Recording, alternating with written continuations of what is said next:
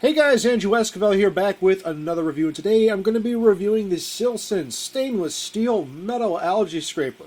And in order to do that, I'm going to be comparing it to what I've been using for the last few years, this plastic Kohler Craft metal algae scraper, and the only metal bit is the blade right here, and that's really the big deal. Is with these Kohler Craft ones, if you wanted to get a new blade, you kind of have to purchase these big attachments, whereas with the stainless steel metal one here from SLSON, you could just undo two little knobs, and it uses standard straight razor blades that you can get pretty much anywhere, which makes this really a good tool if you got a ton of algae, because these blades will get dull over time. Now, another problem with these plastic algae scrapers is when you're really digging in deep to get in there, the plastic, it bows. And that means you really can't get the force you need to really scrape hard. But because this is a solid metal construction, it's actually several pieces of metal. Right here is an extension piece, and another here is the handle. So it's three pieces of metal, but they're very sturdy. It's not going to flex, or at least not nearly as much, which means you can really use all the force you can and the leverage you have to clean up the back of your tank that's full of algae. Now, as you can see, I've already started cleaning some of the back here, and this old Kohler Craft, they do good for a very short time, and then, well, quite frankly, they just don't last very long, and replacements are a bit pricey. So what I'm going to do is I'm just going to take this metal algae scraper,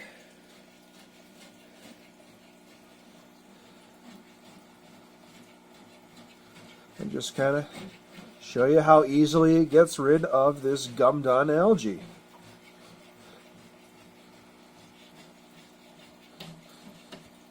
I'm going to have algae bits flying around here, but that's okay. Point is, you can see just how well this works.